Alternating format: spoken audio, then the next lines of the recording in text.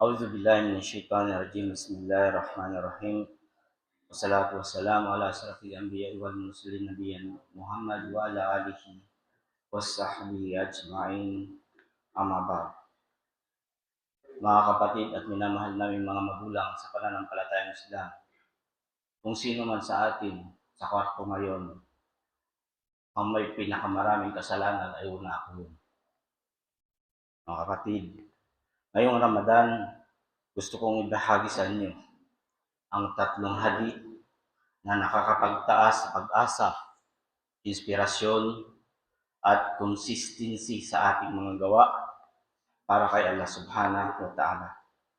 Tatlong paalala na makukuha natin sa hadith na ito. Una, ang awa ng Allah na nauuna sa kanyang galit. Ikadalawa, gawain na tuloy-tuloy kahit na maliit. At ang pangatlo, ang halaga ng pag-alala sa Allah subhanahu wa ta'ala. Unang hadith, ang awa ng Allah nauuna ang kanyang galit. Mula kay Abu Hurairah radhiyallahu anhu, sinabi ng Rasulullah sallallahu alaihi wasallam sa malapit na kahulugan sa Tagalog, isinulat ng Allah ang isang tala bago niya likhain ang nilikha. Katotohanan, ang awa ko ay nauna kaysa sa aking galit. Mga kapatid, ibig sabihin nito, kahit gaano ang nagawang mali, may awa at pag-asa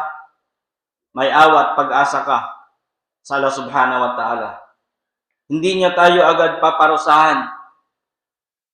Mas nauuna ang kanyang awa kaysa sa kanyang galit.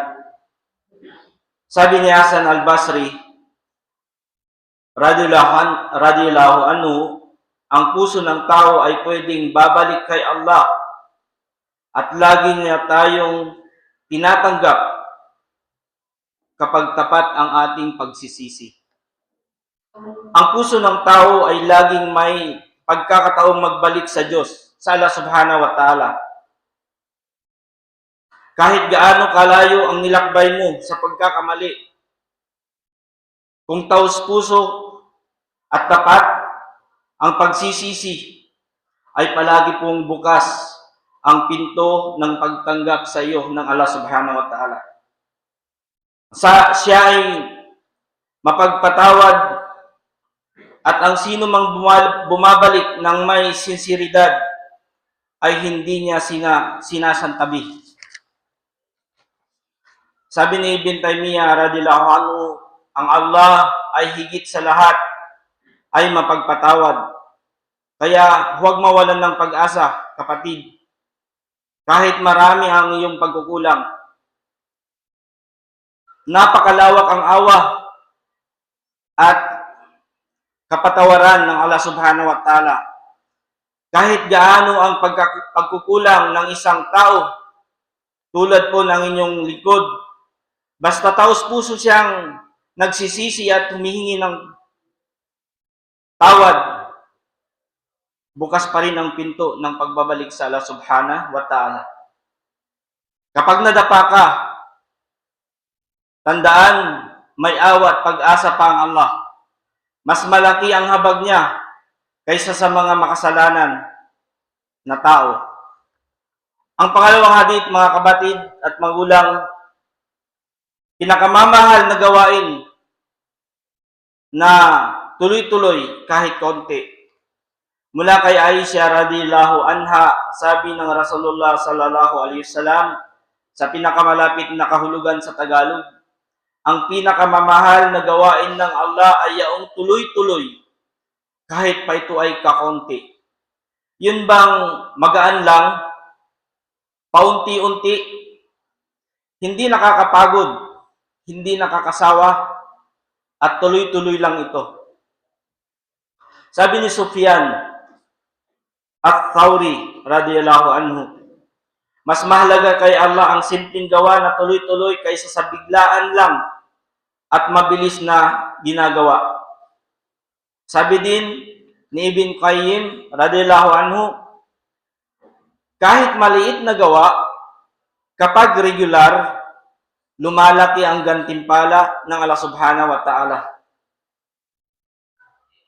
Isang practical na example ang pwede nating maibahagi na kahit na isang ruko o isang tasbih na ating gagawin araw-araw, lalo na sa panahon ng Ramadan, ay mahalaga na tuloy-tuloy ito.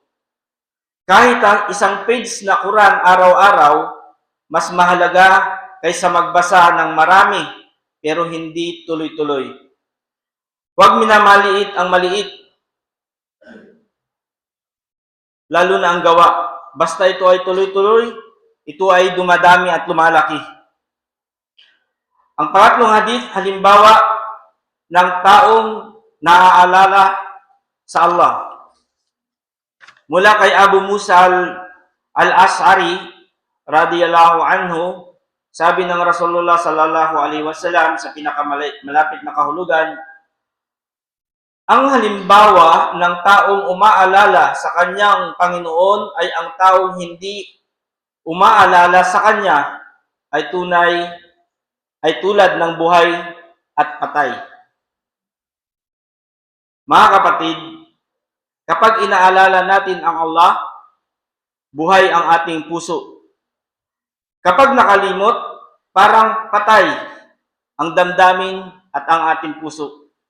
Isipin mo, ang isang tao na araw-araw na nasa liwanag, laging humihingi ng pag-asa dahil alam niyang ang bawat hakbang niya ay kasama niya ang Allah Subhanahu wa Ta'ala. Ang puso niya ay laging buhay, laging may tubig na dumidilig sa kanyang kaluluwa. Samantala, ang isang nakalimot sa paalala ng Allah, para sang tuyot na dahon, patay ang damdamin, parang bangkay na naglalakad. Kapag naalala mo ang Allah, para kang binuhusan ng ulan sa gitna ng tagtuyot. Kaya wag nating gawin ang ating mga puso na maging patay dahil sa bawat pag-alala sa Kanya. Bumalik ang tibok ng tunay na buhay. Sabi ni Hasan al-Basri radhiyallahu anhu, ang pag-alala kay Allah ang nagbibigay sigla sa ating espiritu. At ang sabi ni Ibn Taymiyyah radhiyallahu anhu, kahit simpleng zikr araw-araw